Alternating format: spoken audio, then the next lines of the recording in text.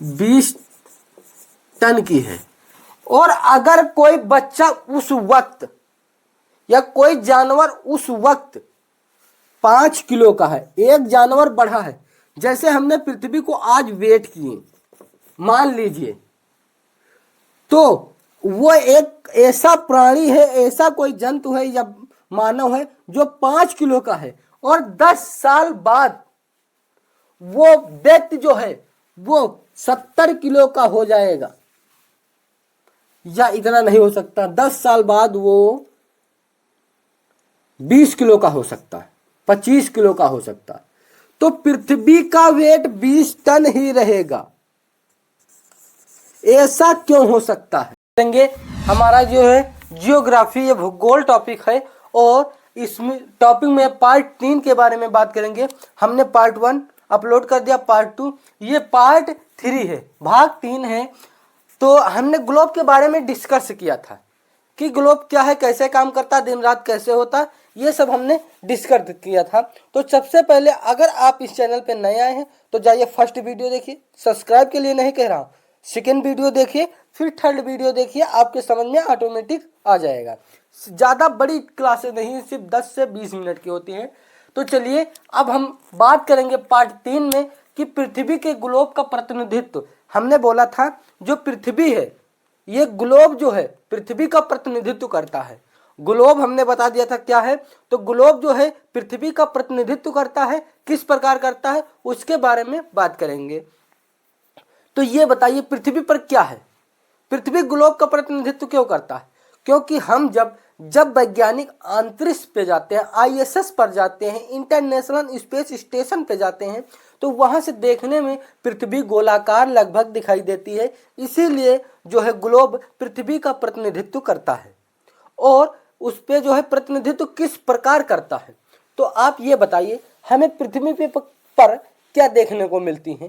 पृथ्वी पर हमें उत्तर, पूरब, पश्चिम, दक्षिण, अक्षांश रेखाएं, भूमध्य रेखाएं और क्षैतिज रेखाएं, ऊर्ध्वाधर रेखाएं इत्यादि चीजें देखने को मिलते हैं। पहाड़ है, कैलाश पर्वत है, महादेवा है, इत्यादि चीजें देखने को मिलती हैं। मगर इस पर हम यहाँ पे बात करें, अगर एक गांव का नक्शा बनाया जाए तो गांव के घर दर्शाए जाएंगे। अगर गांव का चिन्हित किया जाए या मानचित्र बनाया जाए तो गांव के घर दिखाए जाएंगे। अगर हम राज्य का बनाए, बाराबंकी जिले का बनाए, तो ज्यादातर हम सब लोग ब्लॉक दिखाए जाएंगे, ये ब्लॉक में है, अब इसमें ये है। और अगर राज्य का बनाए तो बाराबंकी है, ये सब दिखाया जाएगा। इतनी बात समझ में आ गई। तो अब हम बात करेंगे पृथ्वी जो है ग्लोब का प्रतिनिधित्व क्यों करती है, किस प्रकार करती है। तो चलिए फर्स्ट पॉइंट आपका है, पृथ्वी का आकार दिखाई देता है किस प्रकार, ग्लोब की प्रकार, इसीलिए पृथ्वी ग्लोब का प्रतिनिधित्व करती है। पृथ्वी का आकार ग्लोब की तरह दिखाई देता है, इसीलिए ग्लोब का प्रतिनिधित्व या पृथ्वी का प्रतिनिधित्व ग्लोब करता है। तो ग्लोब पृथ्वी के गोलाकार का सटीक प्रतिनिधित्व करता है। ग्लोब जो है पृथ्वी का प्रतिनिधित्व क्यों करता है? पृथ्वी का आकार जो है ग्लोब की तरह दिखाई देता है, इसीलिए ग्लोब पृथ्वी का गोलाकार का सटीक प्रतिनिधित्व करता है। यानी सटीक का मतलब एकदम सही प्रतिनिधित्व करता है।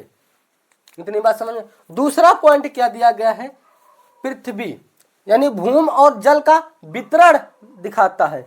जो हमारा ग्लोब है इस पर जल का और भूमि का वितरण दिखाता है, भूमि का और जल का वितरण दिखाता है।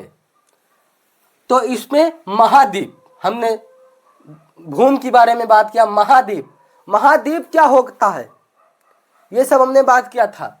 और नहीं समझ में आ रहा तो जाके इससे पहले जो हमने वीडियो अपलोड किया उसमें देख लीजिए महाद्वीप क्या है, क्योंकि महाद्वीप नाम सुनते आते हैं। महाद्वीप, महाद्वीप, महाद्वीप क्या है, महाद्वीप क्या है?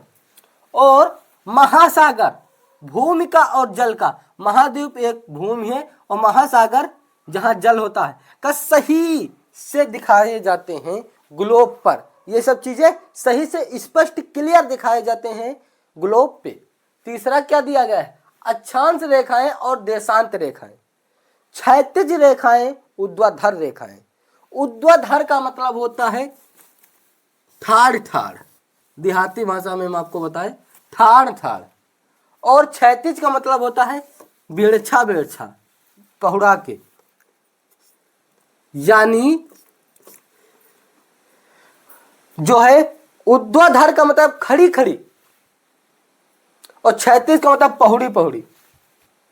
इतनी बात समझ में आ गई।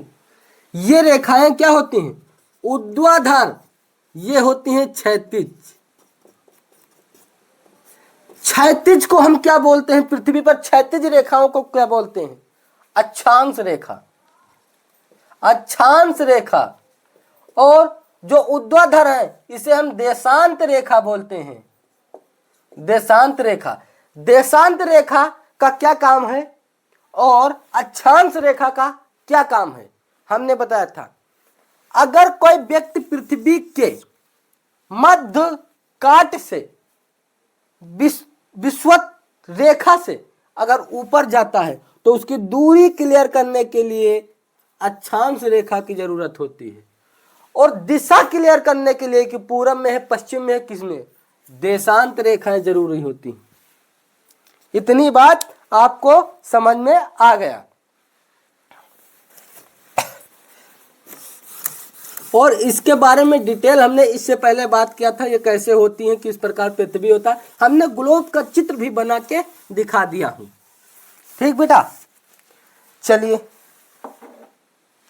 तो अक्षांश रेखा और देशांत रेखाएं दिखाई जाती हैं ग्लोब पे। ग्लोब पर रेखाएं खींची जाती हैं जो दिशा और स्थान, यानी हमने अभी बताया था स्थान और दिशा क्लियर करने के लिए। और ये जो हम बताए थे ये पृथ्वी है, पृथ्वी के बीचों बीच में एक भूमध्य रेखा होती, भूमध्य रेखा के चारों ओर भीषण गर्मी होती है, बहुत तगड़ी गर्मी होती है। और जैसे जैसे इस ध्रुव के पास जाएंगे, ये ध्रुव, वैसे वैसे आपको ठंडक लगेगी।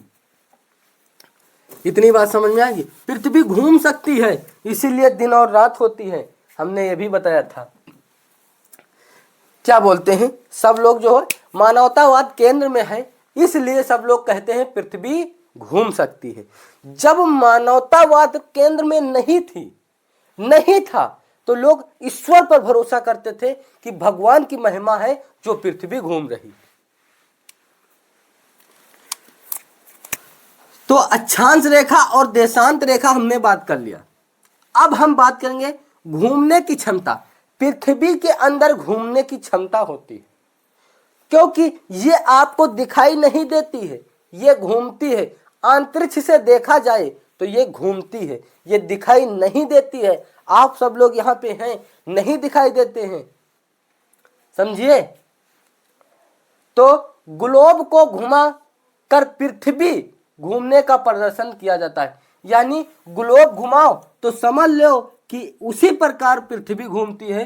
तो ग्लोब को घुमाकर पृथ्वी के घूमने का प्रदर्शन किया जाता है। इससे दिन और रात बनते हैं। ग्लोब को घुमाकर पृथ्वी के घूमने का प्रदर्शन किया जाता है, जिससे दिन और रात होते हैं। इतनी बात समझ में आ गई, दिन और रात होते हैं। तो अब हम बात करें दिशाओं का ज्ञान। पृथ्वी पर दिशाओं का ज्ञान होता है, पृथ्वी पर दिशाओं का ज्ञान होता है। यानी उत्तर पूरब पश्चिम दक्षिण रेखाएं स्पष्ट दिखाई जाती हैं, जिससे पता चलती है कौन उत्तर में है, कौन पूरब में है, कौन पश्चिम में है, स्पष्ट दिखाई जाती हैं।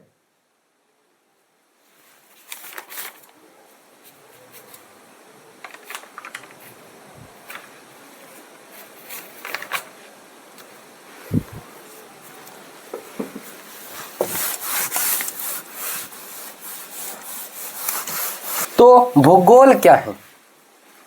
भूगोल क्या है?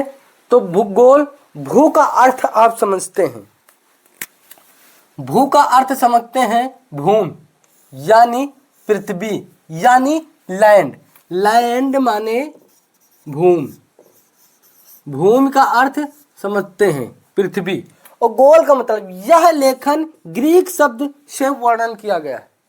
यह शब्द जो गोल है ये ग्रीक शब्द से वर्णन किया गया है। और भूगोल की परिभाषा क्या है? भूगोल वह विज्ञान है, भूगोल क्या है? भूगोल ऐसे विज्ञान है जिसमें पृथ्वी की सतह उस पर पाए जाने वाले, भूगोल एक ऐसी विज्ञान है, ऐसी चीज है जिस पर पृथ्वी की सतह पर पाए जाने वाले स्थल रूप, जलवायु, वनस्पति, जीव जंतु, मानव, कीट पतंग या कोई भी पक्षी हो, उनके क्रियाकलापों का अध्ययन किया जाता है, भूगोल कहलाता है। भूगोल क्या है? भूगोल वह विज्ञान है जिसमें पृथ्वी की सतह पर पाए जाने वाले पहाड़, पर्वत इत्यादि चीजें, मानव, जलवायु का अध्ययन किया जाता है, क्रियाकलापों का अध्ययन किया जाता है। उसे हम क्या कहते हैं? उसे हम भूगोल की परिभाषा या भूगोल कहते हैं। इतनी बात समझ में? अब हमने एक पॉइंट की बात किया, भू का मतलब, भू का मतलब होता है भूमि, लैंड। भू का मतलब भूत नहीं, लैंड, भूमि, ये भूत ने, भूमि यानी पृथ्वी। ये भारत क्या है? भारत क्या है? भारत कोई भूमि का टुकड़ा नहीं है, ये जीता जागता राष्ट्र पुरुष है। तो ये भूमि जो है, पृथ्वी पर कुछ भी संभव है, असंभव कुछ नहीं है, क्योंकि पृथ्वी पर जो है, अब यहां पे एक पॉइंट की बात आती है, जो हमारी पृथ्वी है अगर 20 कुंटल की है, मान ले, 20 टन की है, आप मान लीजिए 20 टन की है, और अगर कोई बच्चा उस वक्त या कोई जानवर उस वक्त 5 किलो का है, एक जानवर बढ़ा है, जैसे हमने पृथ्वी को आज वेट किए मान लीजिए, तो वो एक ऐसा प्राणी है, ऐसा कोई जंतु है या मानव है जो 5 किलो का है, और 10 साल बाद वो व्यक्ति जो है वो 70 किलो का हो जाएगा, या इतना नहीं हो सकता, 10 साल बाद वो 20 किलो का हो सकता है, 25 किलो का हो सकता है। तो पृथ्वी का वेट 20 टन ही रहेगा। ऐसा क्यों हो सकता है? ये आप जो है आंसर इसका कमेंट में दीजिए कि आदमी का वेट बढ़ता रहता है और पृथ्वी का वेट नहीं बढ़ता, ऐसा क्यों हो सकता है? अब हम बताएं, हम जैसे 5 किलो के हैं मान लीजिए, और हम कोई चीज ग्रहण करेंगे, कोई चीज इजेक्ट करेंगे, अंदर करेंगे, तो वो हम लाएंगे कहां से? वो हम इसी पृथ्वी पर से लेंगे। वो चावल हो, धान हो, पोटेशियम, कोई भी चीज हो, कोई भी पोषण तत्व हो, वो हम पृथ्वी से ही लेंगे। तो वो चाहे पृथ्वी पर रहे, चाहे मेरे अंदर रहे, चाहे पृथ्वी पर रहे, चाहे मेरे अंदर रहे। तो ये इसीलिए कहते हैं पृथ्वी का वेट बढ़ता घटता नहीं है, वजन नहीं बढ़ता घटता। इतनी बात समझ में आएगी? तो चलिए अब हम नेक्स्ट वीडियो